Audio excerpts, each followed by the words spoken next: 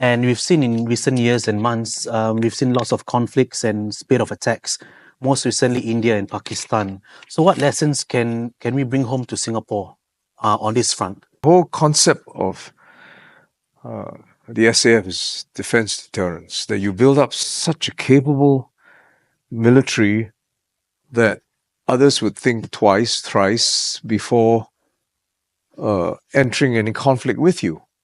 That's the whole idea. I mean, Mr. Lee described it as a poison shrimp. I think we're larger than a shrimp now, and you're going to get more than a bellyache. We're quite poisonous at this point of time. But there's the corollary of that is that you can become complacent, you can untest it, and long-held assumptions may have been outdated and obsolescent. And a couple of remarks by other leaders reaffirmed that epiphany for me. I mean, one was, the often stated view that militaries must be careful that they are not equipped to fight the last war. I mean, that's a reason for it being a much touted proverb, because it's been true many times. You find militaries enter and say, hey, hang on, the way I organize my equipment has been really what I learned from previous conflicts. And the Ukraine-Russian conflict is a prime example.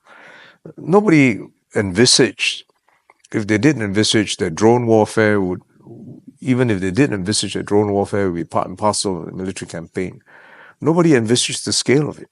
The SAF is very progressive, and I'm very thankful for their strong leadership. And all I had to do was point out that, look, these assumptions, we have to take them seriously, and we had to restructure to meet future needs. That was in terms of that evolving scenario that we learned from military campaigns. But there was also, in parallel, an expanding paradigm, was that the division between war and peace was blurred, right?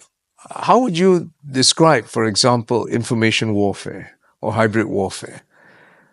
And others have now described it as a war between wars. In other words, you're at war all the time if there's an aggressor. It's just that either you can choose not to recognize it, but you're still at war. Somebody is trying to undermine your social cohesion. Somebody is trying to infiltrate your cyber systems, to knock out your civilian infrastructure. Somebody is trying to steal information. Somebody is trying to target you, even your elections. Somebody is infiltrating your systems, all during peace. Now, whose job is it during times of peace? And that blurred the line between a hard stop between peace and war. It forced a paradigm shift for the SAF to realize that these blurred lines expanded their mission scopes, whether it was in the digital space, what we call the gray zone, the hybrid space. But it also meant that the SAF, even peacetime, had an increased tempo. We've done as much as we can to update the SAF for future scenarios. I don't know if what we've done will be enough. The only true test comes in a real crisis, in a real conflict, and nobody wishes that for Singapore. But I could say hand on heart that we've done our best.